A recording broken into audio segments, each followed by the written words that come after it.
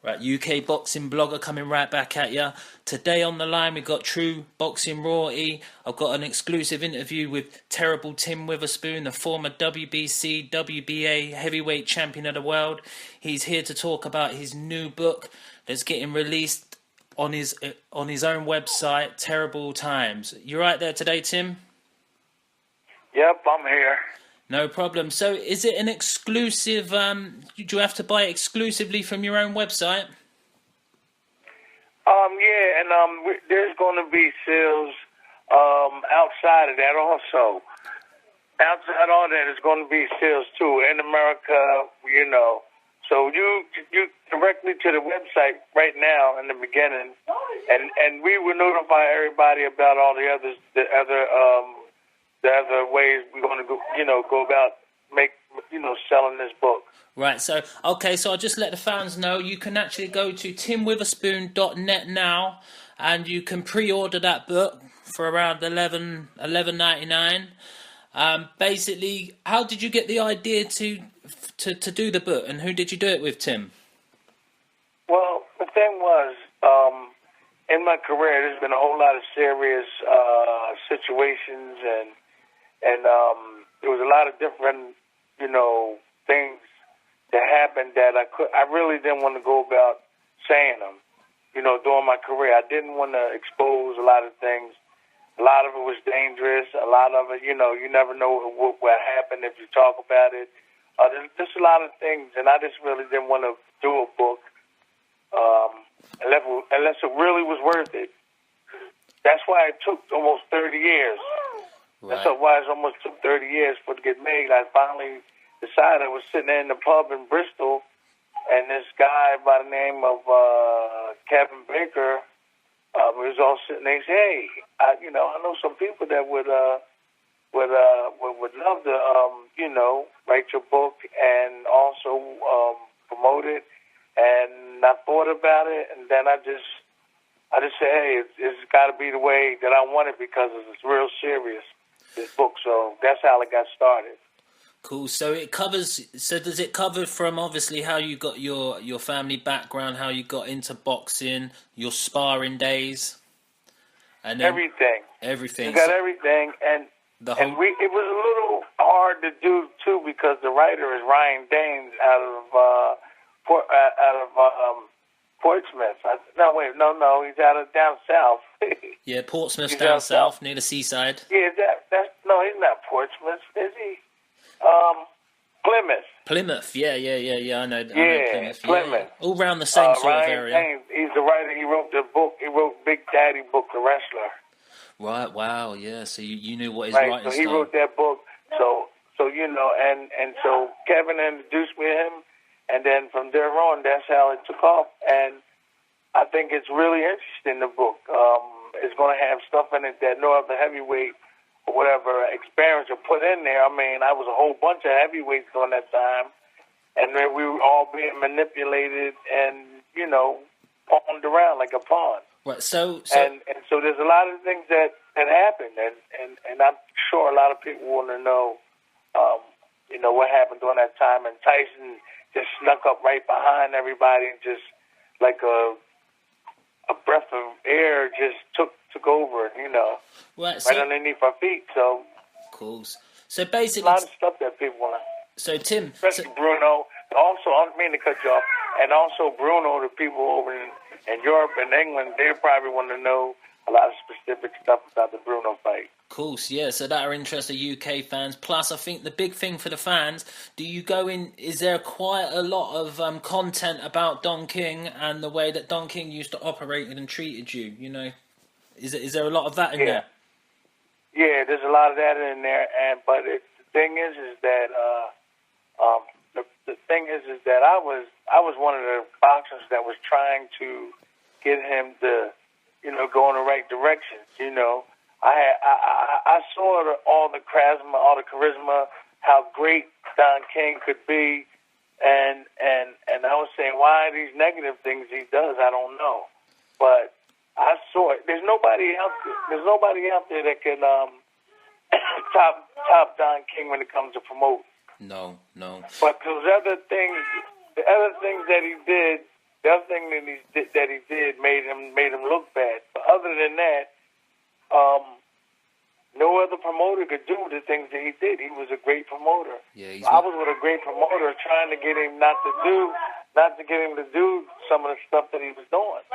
We respected each other.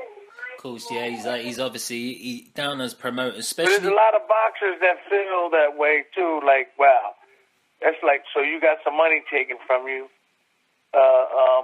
You got money you got money taken from you, or you didn't have the opportunity to negotiate to get this money, a certain your fair amount, and somebody took it from you. Cool. There's a whole lot of different things you could say about him. Cool. And you can say bad and you can say good. The ultimate thing is that he was the best that did it. Cool. And do you know what? Like with these current new crop of promoters that we're getting, these new age promoters, they're not making the fights anymore. You know, Don King at least he used to make fights. No, they're not making. Huh? Don King used to actually make fights. Yeah, he used to make them colorful, bring all kind of stars. He knew how to talk. This is a promoter that could make a word up and right in front of you, and you'll understand it, and they'll put it in a dictionary. Yeah. He right there, he could just switch and just lighten it up and stuff. I knew, but there was just another side of him. Cool. And hopefully before he leaves the earth or me, I would like to see him try to not admit, but try to find some way of having boxing people feel that he either didn't do it or to make him something that could clear him or give him a little bit better name than what he has. That's what I'm trying to say. Yeah. I believe that he's got a heavyweight champ from Nigeria. I would believe that if he would try to use the media and everything, because everybody's saying Don King that crook, Don King that crook. I was saying Don King ripped me off, but nobody helped me. Yeah. So everybody kind of knew. All the people with the money, all the other promoters, didn't nobody help me, but everybody was saying that he was crooked. So we had to do it all on our own. We got a little group together, the Raiders of Boxing. We fought and argued. Man, you steal my bloody money. We gave him, if he didn't have money, one of the other brothers, one of the boxers, we would lend him money because we was all together. Cool. And we stood up. Wow. But yeah, we stood up, and the thing is that nobody helped us, but everybody was talking about him. So I was like, well, what you want to do? Help the situation or hurt it or whatever. Yeah. So nobody really helped us. We just kept on fighting our own battle. Right. So this is all in the book as well, yeah, Tim? Tim? What was that? This is all in the book as well, yeah, Tim? Yeah, we done. Listen, I had to go over the book. Like putting other layers on it, to make the corrections and stuff. Yeah. And hopefully, everything is a lot of stuff in there. Me throwing a fight. I had to throw I was the only heavyweight champion in the world to lose in the Madison Square Garden. So what was that? I was the only one to lose my title. It was Bone Crusher's second fight. Yeah, because you beat Bone Crusher before, didn't you? Then you got took out in a round. Yeah, I did. So I threw a fight. Wow. Did you give the reason? I won't spoil it for the fans because I'm going to put a link at the bottom of the video to your website to go out and buy it. All the fans that know your story know that you've got one hell of a story. I won't let you spoil that for the fans. And there's a lot too in my personal life. It's very interesting. Things that happened after the boxing and I went home. There's a lot of that in there. Yeah. A lot of guns. What I mean guns is like, during the era of Don King and during the legal stuff that's going on, we had to be careful. So, I had people threaten me and all that. So it was guns. Nothing really happened. Nothing really materialized. But we had to be ready for whatever was out there. You had to live with that. You listen, when you read it, it's going to, you'll see, you say, whoa. Right. I couldn't believe that would happen. Cool. Right. Basically, what I'll do is, I've just got some questions to go about your career. Like, we want to know what your best KOs. If you had to list your 3 best KOs and why. I would say I put Anders Eklund out, but I knocked Quick Tillis down 3 times, and that was devastating punches. And if you see the punches, it was really, I did James Broad, but KO, I would say Anders Eklund was one of the, you said a one-punch KO? Yeah. Well, any kind of TKO, just a stoppage. 3 of your best stoppages. One of my best stoppages is, I would say, would be Quick Tillis and James Broad. Right. But you could also add Anders Eklund because that was. See, what about? That was a good fight. What about how did you feel about your Bruno stoppage? The Bruno. What am I talking about? The Bruno. Can you get her? The Bruno stoppage. The Bruno stoppage was one of my good stoppages too. I forgot what am I talking about? Yeah. Bruno, but I hit him a couple of times, and then I also took me like 3 knockouts, knock Quick Tillis down.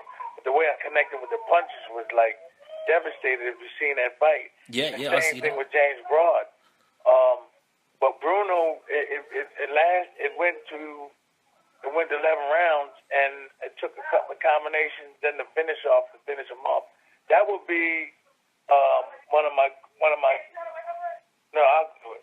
I'm doing an interview.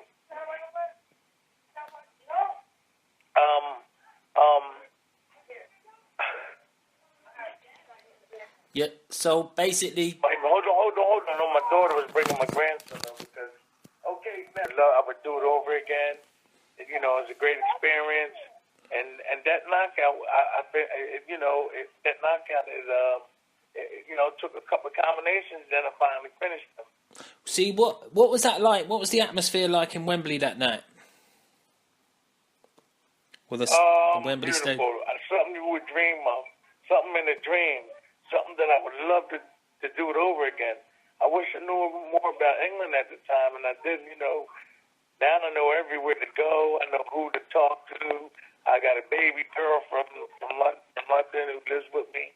Yeah. And I feel like I'm English, so I wish I'd known all this stuff when before the fight because my grandson. Hold on. Because I would know how to enjoy it more. Yeah. So but looking back in hindsight, that was a bit of an atmosphere. We was in Basildon, London. I was up in Birmingham before, but now I know everything, and it's like I'm an Englishman. We call that an honorary Englishman. So what? Yeah, I'm an honorary Englishman. Okay. Yeah, as long as you're a Manchester United fan. I always will make people laugh by saying I'm a Sheffield Wednesday. Yeah. They laugh at me. My son is what's my son? Oh, my buddy was Liverpool. Liverpool, yeah, they're a big team over here. But we understand the football over there now. I don't call it soccer. I do say wanker sometimes. Shag. Yeah, you got the lingo going down. Yeah, see, right, Tim. So, what's the best fighter you ever faced? Huh? What was the best fighter you ever faced? Win, lose, or draw? I would say Pinkman Thomas. I would say Tony Tubbs. Tony Tubbs and Pinkman Thomas, I think, was the more clever boxers out of all of them that I fought. Right. Okay. Right. So. What? Yeah. They were more clever. Let me see. Yeah, I would say Larry. I'm not saying Larry because he had a devastating jab and determination. But far as slipping and moving and the art of boxing, those two guys are the most cleverest guys I fought. Right. So both of them two lost to Mike Tyson, right? There's a lot of Right. there's a lot of discussion about Mike Tyson, right? You can split his career in two, really. You know, basically, some people think he's the most overrated heavyweight of all time. Some people think he's the most underrated because now, when you talk about the greatest heavyweights of all time, it's hard to put Tyson right up there now. Where back in the say 1986 to 89, he was a shoe-in for one of the top five positions by the end of his career. Yeah. But what is your take on Mike Tyson? How great do you think he was? I mean, he stirred up a whole lot of different subjects, and people are interested in in the game first of all, and things that go along with it. He was very controversial and drove up a lot of paperwork. You know, a lot of newspaper, a lot of ink. So that saying that he caused a lot of controversy, and that helped in his strive to the title. Now, his abilities and his strengths, he was there. He had everything. He had everything it takes to be a world champ. I think the cameras. I think his story. I think his whole life story enables him to be up there close to them. Himself, he probably would say no, because there is some greats up there, and he used to read, and he used to read historically about all the boxing, and he probably wouldn't want to feel that way, but hey, he caused a lot of controversy. He was a great champion. He was a young champion. He just snuck right up there and took the championship. Just everybody else was being abused, and he was healthy, had a good people behind him, and he just walked right through the heavyweight division. Walked right through the heavyweights. Well, because other than yourself and one or two others, he pretty much fought everybody in that era, didn't he? At that point, won all the belts individually. Yes, except for you. Well, I think that if things were a little bit on my business side, if things were a lot better, I definitely would have had a story to tell people even more. You know, in the beginning, it looked like we had a team. It was called Sports Superstars. Mark Stewart was the head of the company. We had trainers. We had everything moving, and we had publicity. He had a music company. He had partners. We didn't want for nothing. They bought us cars. They gave us weekly salaries. They looked after us. We didn't have to worry about getting cheated on. He was going to look after us. Mm-hmm. Me and my brother Anthony had the same deal. But then there was something that happened, which is going to be in the book. One of his partners, Larry Levin, Dr. Snow, they call him, was dealing with had cocaine sales, making allegedly $5 million a week or a month. Wow. We didn't know that. And then there was a music guy on the company. Wasn't getting paid his royalties, so he complained, and that's how we got in trouble. Right. In the very beginning, we had a team that was put together. Really tight and strong, and then it just broke away when all that happened. Wow, that's a music guy, a guy that had sold 1 million records, complained. And he went to the authorities, and that's what caused all the mess, but sent us downhill. Wow. Other than that, we had a team that was strong, and that was going to win titles for me and my brother Anthony, who was undefeated, 13 fights, and 9 of them was knockouts in the first round. Wow. See, that's an interesting part. That's an interesting part of your story that not many people will know about. You know, so another reason to get a book. That's how we wound up with Don King. Right. That's typical Don. We had a tight team down there, and that's what broke it up. See, that's typical Don King. He sneaks in the back, takes an opportunity. Well, The thing I think, and it'll be in a book, and I'm giving people a taste of it, is that I think that my manager knew that something was happening, so he made preparations to try to get us with the person he thought that was going to make us champions. And this is what he told us. He said he was telling us that he wanted us to sign with him, but we didn't know there was trouble. He was saying that he wanted us to sign. We didn't want to because we heard a lot of things. Right. And there's another part of the book. I tell you how I finally officially got with Don King. See, sounds to me like your book could be made a movie one day. That's so brilliant. Well, story. there is a movie deal.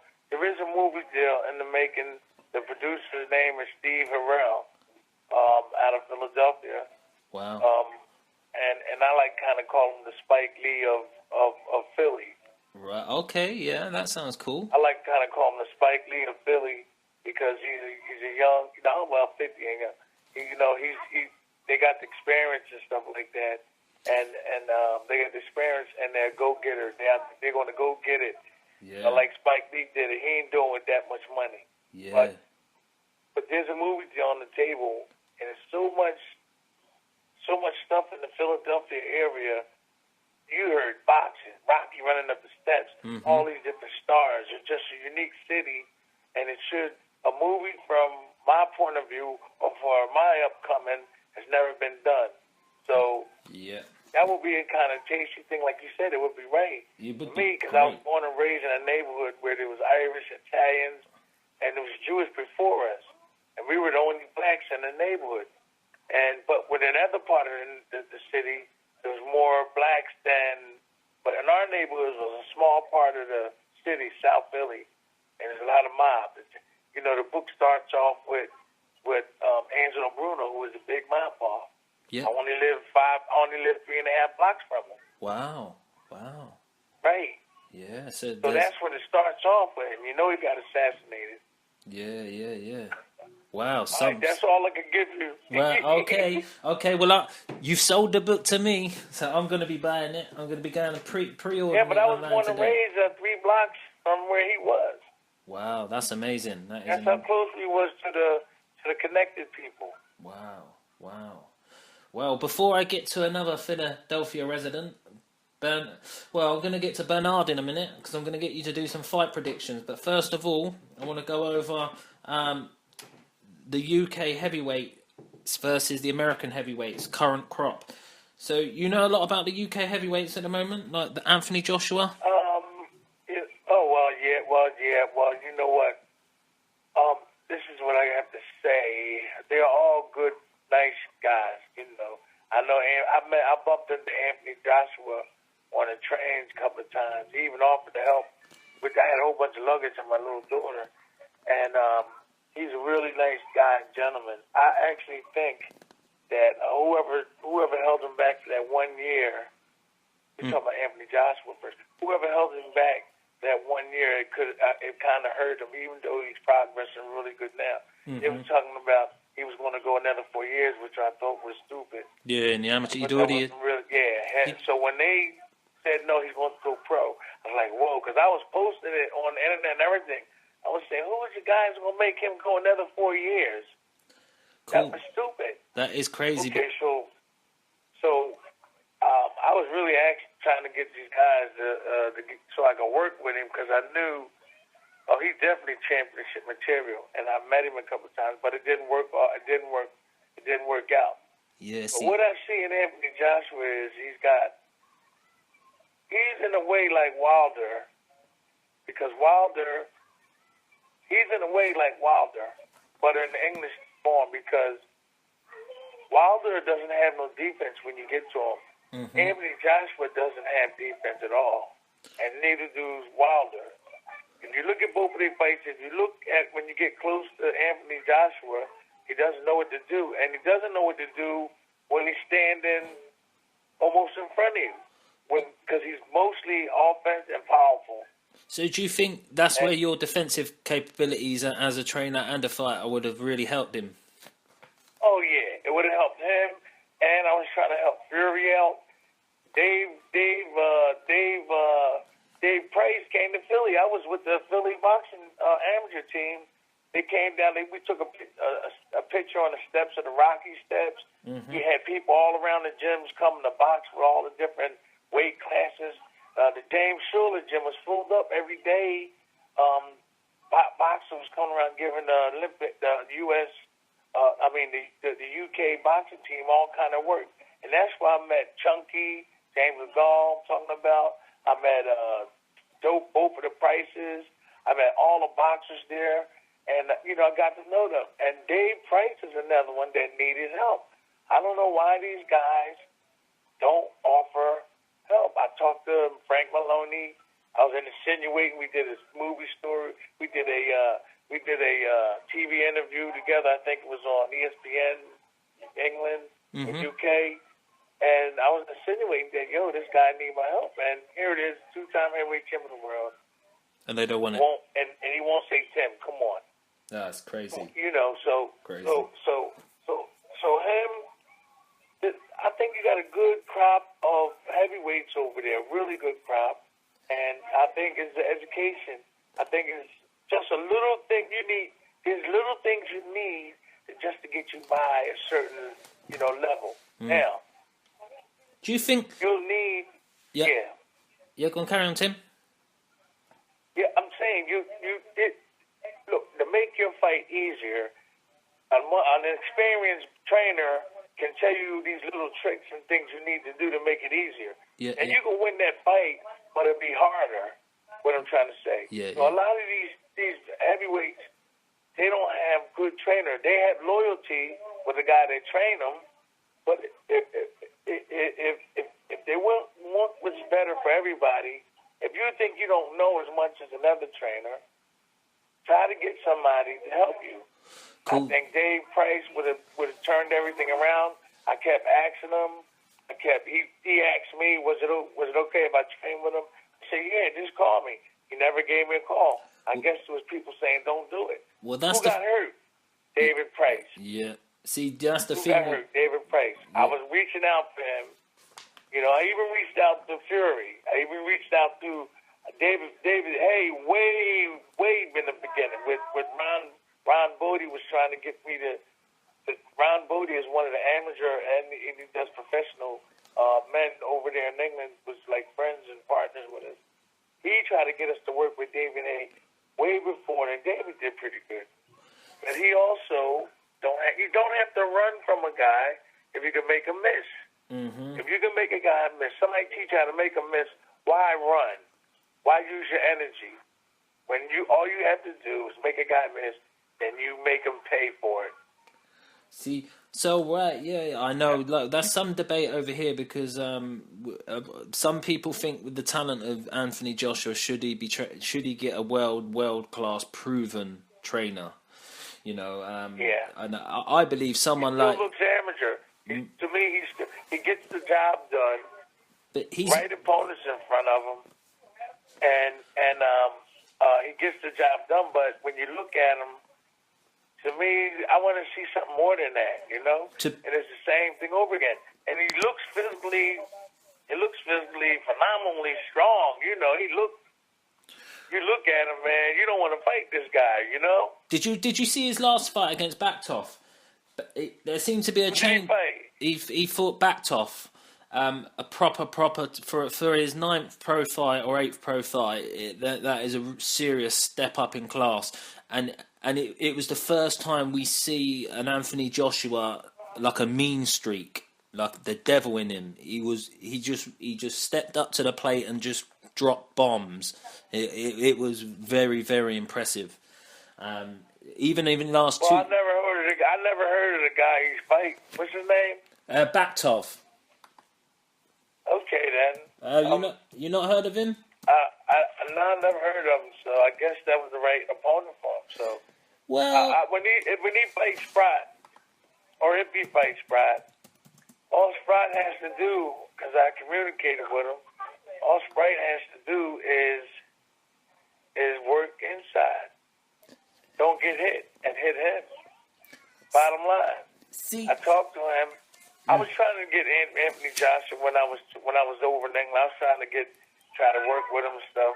but that didn't work out either because I knew that I can add on some stuff and and be on top. That's what I was trying to do while I was over there trying to get involved with some of those heavyweights. See, and it's a shame. of course, like Baktov, he'd been in there with like Ustinov. He just beat Danny Williams. He hadn't been knocked out in a good while, and he'd fought some really big opposition as well. And Anthony Joshua smashed him up, but also he beat Matt Skelton as well. I know Matt Skelton's not like in his prime anymore, but the way he disposed of him was pretty good. But I think also as well, I think he hasn't got. I would like to think after what I have seen in the amateurs. Is that your mom? Yeah, I'm sorry. No, that's all right. He's not got chin problems. But just quick answer, yeah or no answer. Joshua David Hay, Chisora Fury Price versus Wilder Areola. I'll put Stiverne in this bracket. And Bryant, Jennings and Cunningham. Which 5 win? What's the better 5?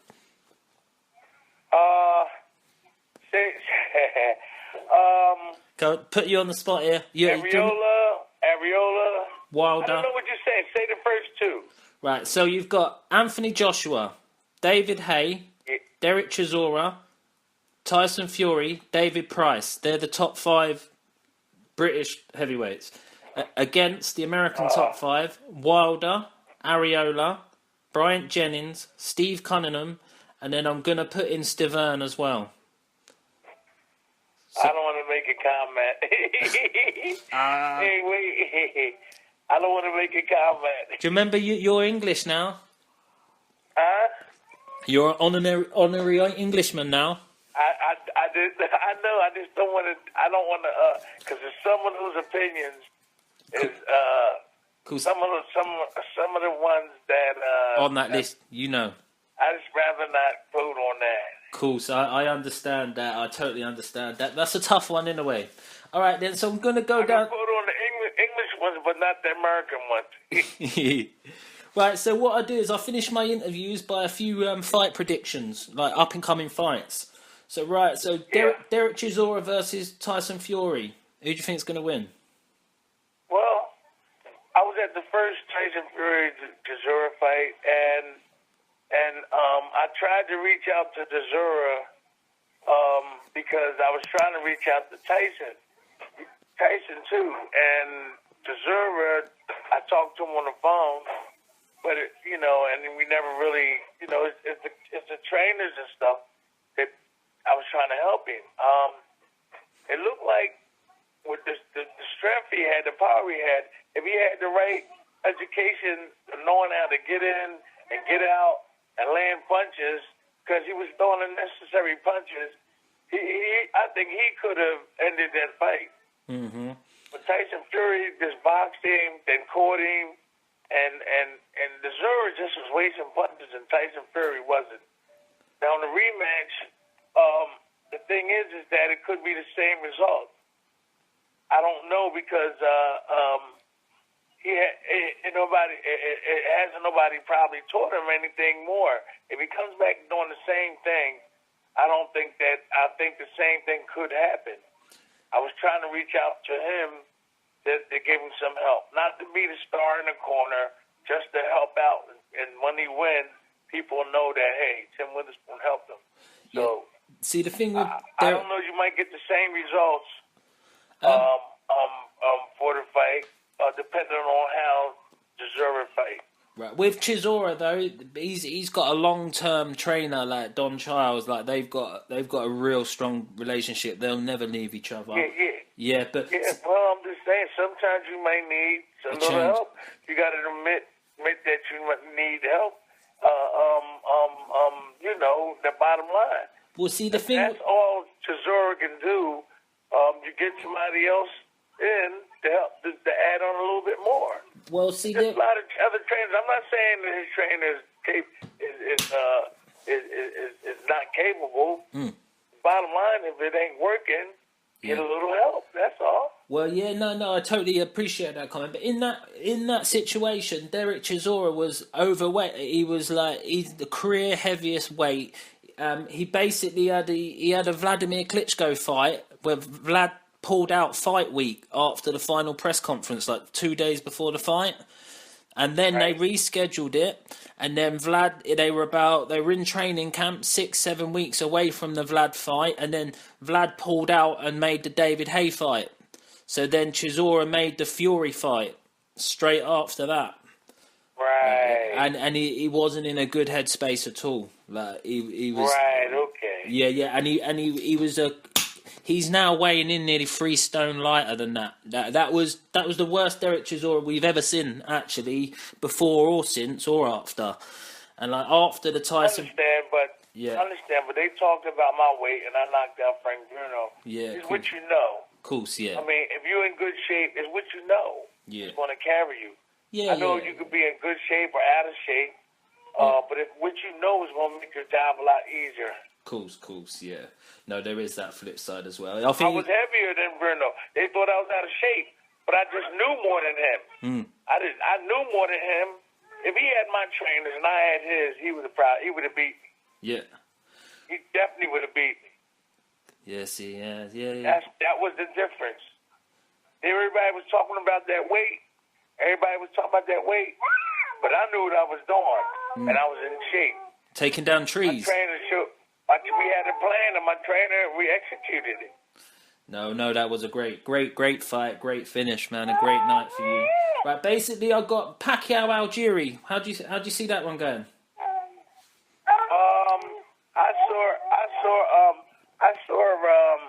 I saw Algieri fight before.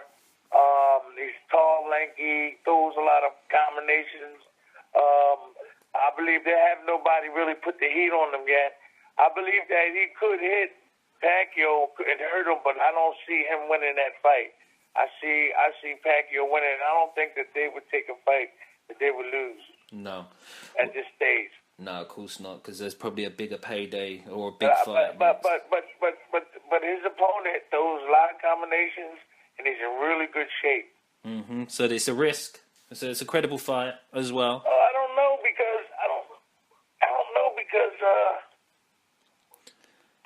know because is it a risk because the guy from New Jersey is not an experience, but he's in good shape. Of course, yeah. See, he might just He's not in good shape. I mean, he is in good shape, but he's not experienced. He shouldn't be on Manny's level. I've seen him fight. Jerry, I've seen him, yeah. And plus, he got all his people behind him. They love him. Yeah. Well, that should be a good fight. Right, so I'm going to go to Bernard Hopkins, Kovalev. I haven't really been following Bernard, my good friend Bernard, but I heard that this guy that he's fighting is a real puncher. I'm sure that Bernard will find a way to not get hit. That's us Philly boys we master defense and stuff like that. Mm-hmm. So I'm sure he'll find a way. But I do believe he have enough punching power. If he connects, he can knock this guy out. I haven't really followed those guys, but I'm gonna pull for Bernard because we have a history. Cool. So yeah, the thing with Bernard Hopkins in this fight, one, it's to unify the light heavyweight titles, right? And his age is unbelievable. But the thing is, he's going in. Not only that, he's going in against one of the biggest punchers in the game. I don't think, other than Triple G and Kovalev at the moment, they're probably the hardest punchers in the game. So full credit to Bernard on that one. That's what I heard. Yeah, that's what I heard. So I don't think it's if Bernard's going to show ring rust or he's going to age overnight inside the boxing ring, I don't think that's the kind of guy you want to be fighting. Well, I believe that old horses can teach good tricks. Well, I believe that he can survive and find a way to catch this guy. That's what I mean by experience and being in the ring long and knowing what you're doing. Mm-hmm. You look how long he survived. So he might still pull it out, this rabbit out this hat. I don't say his rabbit out the hat. I've never seen a guy fight. He might make the guy look like an amateur. Yeah, see, I've got Bernard Hopkins winning this fight, me personally. I'm just saying, you never know. I do not know because I never really seen him fight. I never really seen him fight. Yeah, you got to watch that one. That's going to be a big one. Right. So then, what I do is I end the well, before I do the last one, which is the biggest prediction in boxing, the Pacquiao Mayweather one. Do you know anything about Chris Eubank Jr. and Billy Joe Saunders? I seen Chris Eubank fighting. I seen him fighting. He's gradually climbing up the ladder. Is he ready for these? I think that he has. I think he's ready for these guys. I mean, he's ready for a crossroad fight. I think that he should just step up. Him and his father just step up and just go ahead on and try to take what was there, and that's the championship. I think he's in really good shape. His father's behind him. I've seen a lot of people win championship at younger age. I only had 15 fights when I fought Larry Holmes. Yeah. Spinks beat Ali when he had 12. Yeah. Something like that. I mean, it has been done. So, well, he got everything it takes. You know, he got everything it takes.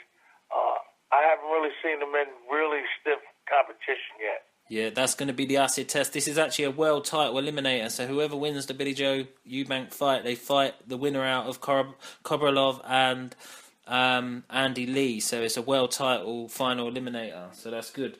So he will have to step up. Well, you know, experience.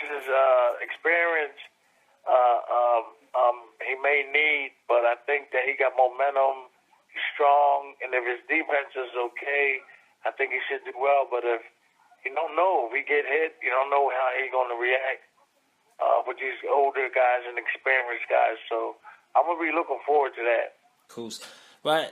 Great fight, that. Right, so last one. Pacquiao versus Mayweather now. Who wins?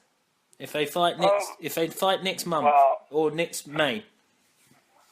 Listen, I'm just saying like this. I always thought that Floyd would beat him. I always thought that Floyd would beat Pacquiao. This is the right time for Floyd to lose a fight because he's wealthy. He's doing a lot of things business-wise. And if you want to beat Floyd Mayweather, this is the best time to do it because he's money Mayweather. He's the man. So I think he's slacking a little. He might be training, but not like the real championship stuff. Or he may be. He make me a believer, but he has a whole lot of stuff going on. Mm-hmm. And look at the opponents that Pacquiao fought versus Floyd. Floyd knocked some of them out. Pacquiao went the distance with him, right? Floyd knocked some of them out, and then Pacquiao went the distance. No, I think it's the other way around. I think Pacquiao knocked him out, and Floyd went the distance. But no, you sure? Yeah, like Pacquiao knocked out Miguel Cotto and Hatton, and Early, and then they both went 12 with Shane Mosley, but Pacquiao knocked Mosley down. That's really it. Really, the only person is Marquez is the one that sort of confuses the matter. Basically, obviously, right. Yeah. Okay. Obviously, I think Pacquiao beat all the guys better than him, better than Floyd did. I would still go with Floyd. Yeah. I would go with him. Pacquiao hasn't really, in the last couple of fights, whatever, he hasn't really impressed me, really. No. But he still, it could go either way, but I'll give Floyd the edge. Of course, yeah. This would be a great fight either way. Right, so, your fight pick counts, a guy that knows the ring better than most of the fans in a way, so that's really good. I really appreciate the interview today. A one-word answer quickly. Tyson, Klitschko, who wins? Tyson or Klitschko? One-word answer. I would say Mike at his best, Mike. Nice. There we go. We hear it from the man himself. Mike Tyson. Right. Well done. I really appreciate the interview there, Tim. Well, you got my number. You have my number. Call me back, all right? No problem. So all the fans out there, you heard it here. TimWitherspoon.net. You go there, pre-order the book now. Full of great content. Go out and buy it now. Pre-order it now. UK Boxing Blogger out.